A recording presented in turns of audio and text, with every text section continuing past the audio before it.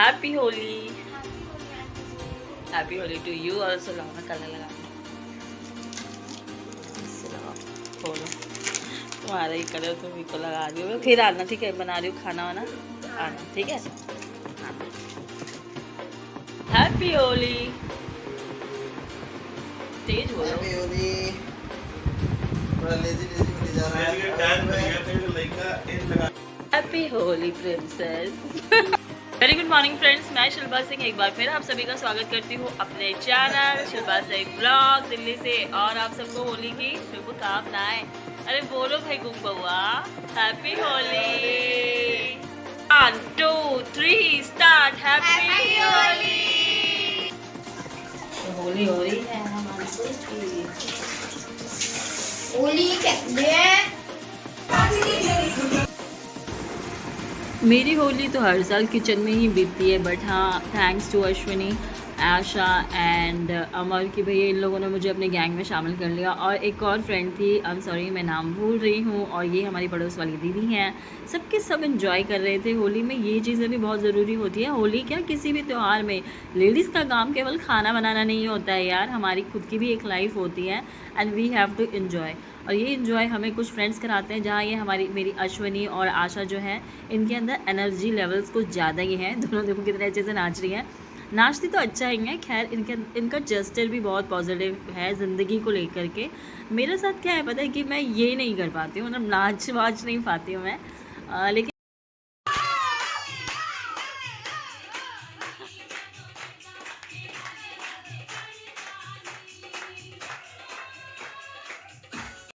लड़का गर्मी में हुआ है। आपको दोनों मौसम उसके बाद मैं घर में आके चाट वगैरह बनाने लग गई। और 2 तरीके से मैंने मीठा वाला भी बनाया था और हमारे आरा वाला खट्टा वाला भी बनाया था, क्योंकि हमारे बिहार में ना वो मीठी चटनी नहीं डालते पर दिल्ली साइड में डालते हैं। तो मेरा दोनों का मिक्सअप हो गया था और मैं नीचे नहीं जा पाई थी।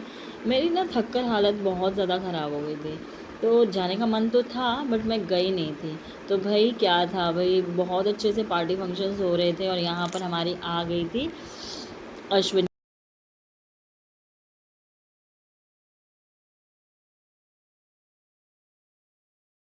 दाल मटक चलूंगी मेरा मटक चलूंगी।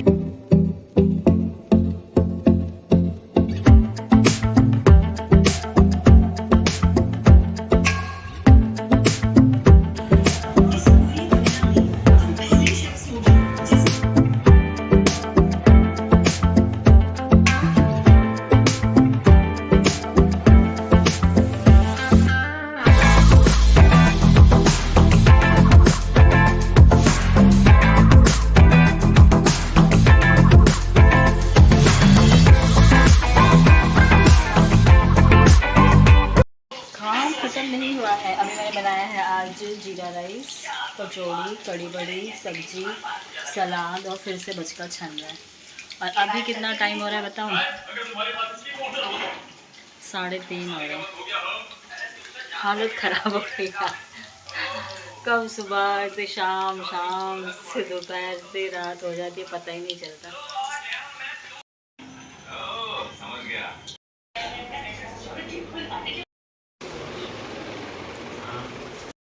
Hello guys, we are eating dinner of Holi and celebrating Holi with dinner.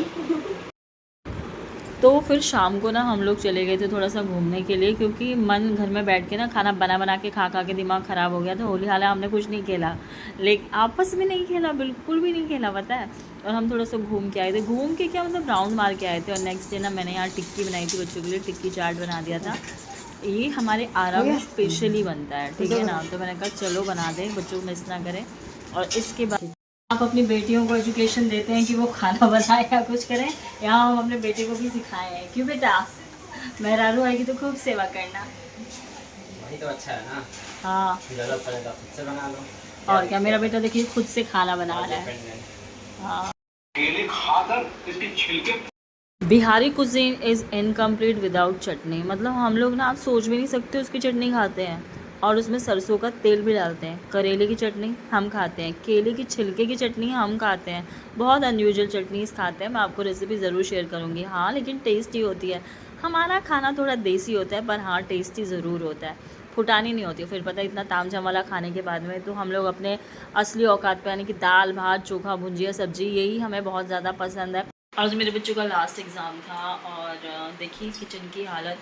केवल ये सब पता है एक एडिकेट्स होते हैं जो कि हस्बैंड में, बच्चों में ये चीज़ होनी चाहिए कि अगर आपकी वाइफ या मम्मी बीमार है या थोड़ी सा लेज़ी फील कर रही है तो आप एटलीस्ट थोड़ी तो हेल्प कर दो। हेल्प तो छोड़ो, वो अपने बर्तन भी नहीं उठाते। आज मुझे इतना गुस्सा आया ना, इतना गुस्सा आया।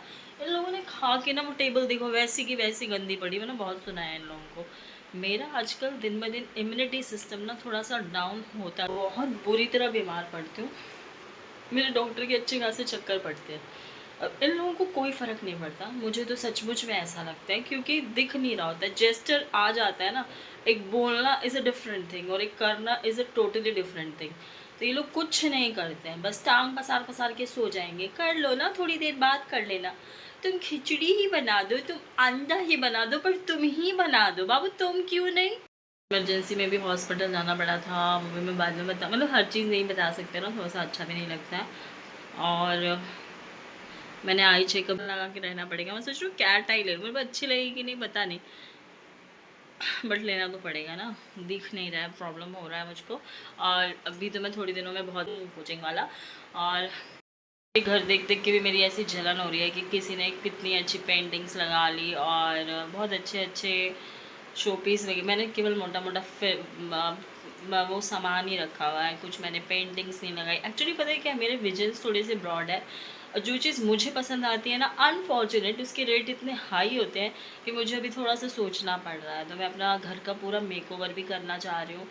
और जैसे मैंने सोचा था कि मैं अपनी जो दीवार है ना यहाँ पर कुछ चेंज लाऊंगी, यहाँ पर भी खैर अभी तो ठीक लग रहा है, लेकिन ये मुझे ना वैसे जच सा नहीं रहा है। मुझे चाहिए एक, मैंने देखा था मेटालिक वाला, मेटालिक आर्ट पीस चल रहे हैं तो अच्छे खासे कॉस्टली होते हैं वो तो, लेकिन वो लगते हैं कि थोड़ा सा एक रिच लुक देता, दैट मुझे वो पसंद है। और इस वाले वॉल पे मैं सोच रही हूँ कि क्रॉकरी जो होती है ना, क्रॉकरी के लिए कुछ मैं यहाँ पे है तो मुझे यहाँ छोटा सा रखना पड़ेगा।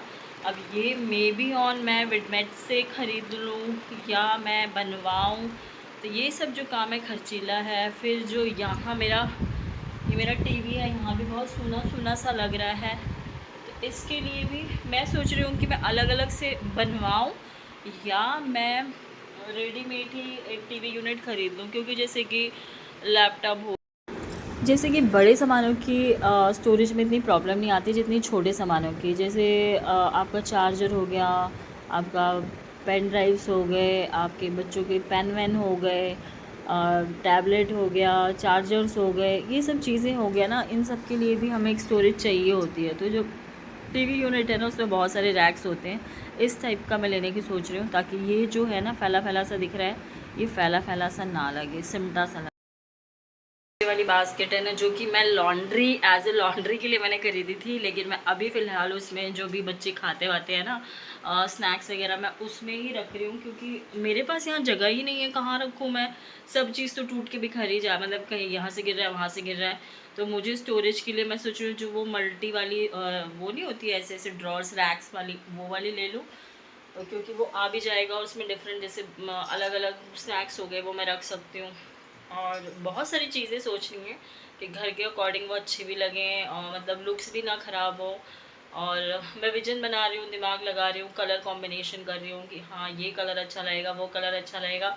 और लास्ट में कहाँ आके थक जा रही हूँ, बजट में आके थक जा रही हूँ। क्यों? क्योंकि देवर ऑल कॉस्टली। क्योंकि अब आप कुछ भी सामान ले लोगे फिर वो टूट जाए या उसका लुक अच्छा ना आए तो घर की शोभा ही घट जाती है। तो एक लो लेकिन बढ़िया लो, मेरी पॉलिसी यही कहती है, तो मैं वही करूँगी।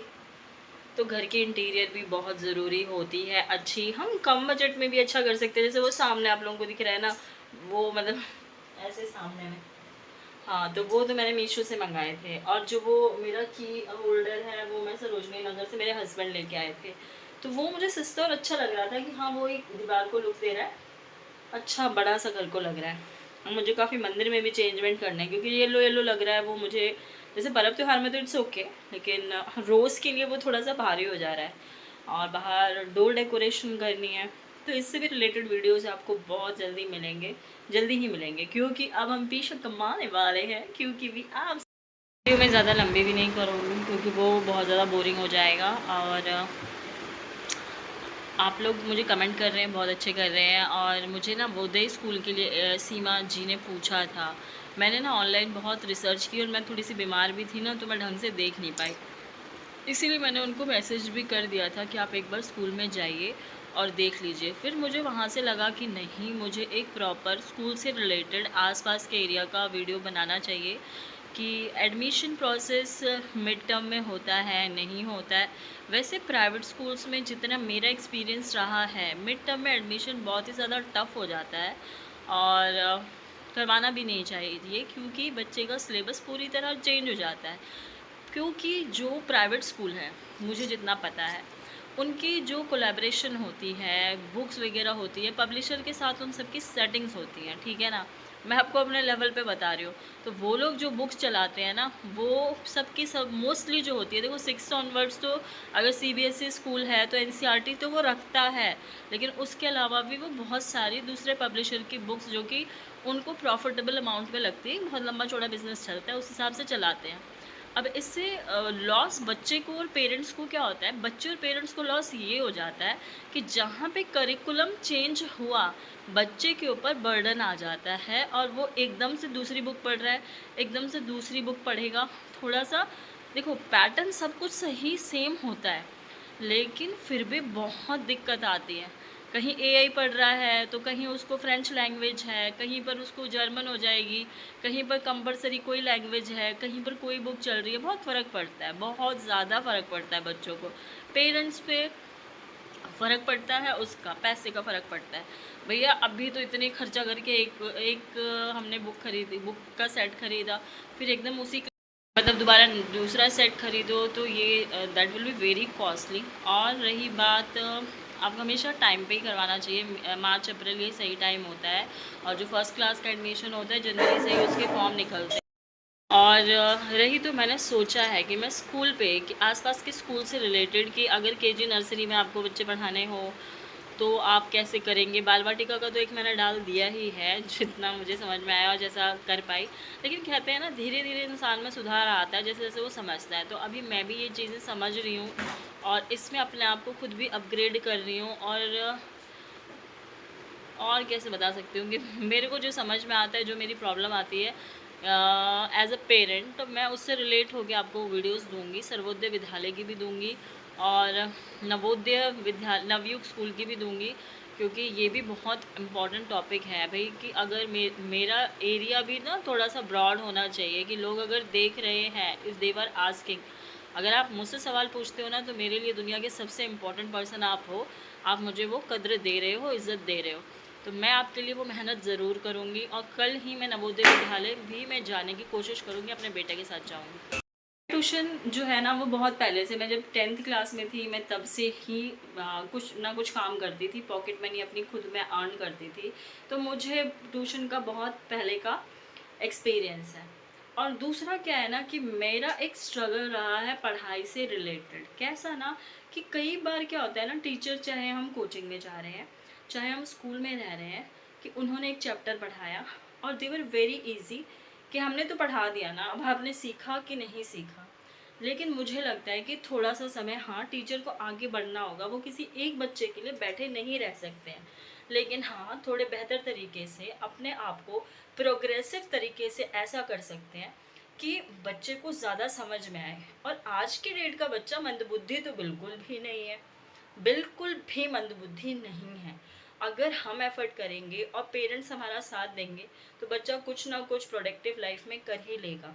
तो मुझे है कि वो टाइम देना, टाइम पास नहीं करना है। तो मेरे पास अभी जो पॉलिसी चल रही है, फर्स्ट कम फर्स्ट सर्व वाली। रहा फीस के ऊपर, कभी भी एक चीज़ तो मैं बोलना चाहूँगी कि महंगी चीज़ें होती हैं ना, ज़रूरी नहीं कि वो बहुत क्वालिटी वाइज बहुत अच्छी होती हैं, और जो सस्ती चीज़ें होती हैं वो बहुत ही ज़्यादा बेकार होती हैं। ऐसा नहीं होता है, बिकॉज आपको एक बार एजुकेशन कि एकदम कमाने का ज़रिया या एक प्रॉफिटेबल बिजनेस बन चुका है एक एजुकेशन, एक मेडिकल। लेकिन लिटरली देखा जाए तो ये इतना ज़्यादा महंगा नहीं होना चाहिए, इसलिए I charge a very minimally average amount that is very flexible. उसके पीछे भी रीजंस हैं कि मुझे भी मज़ा है पढ़ाने में ज़रूर। आई होप फ्रेंड्स आप सबकी होली मंगलमय बनी रही होगी और मेरी वीडियो आप सबको अच्छी लगती होगी, मेरे फ्रेंड्स, मेरी फैमिली, आप लोग झेल रहे होंगे हम सबको। तो अगर ऐसा है तो लाइक सब्सक्राइब करे रहिएगा और मेरे चैनल पे बने रहिए।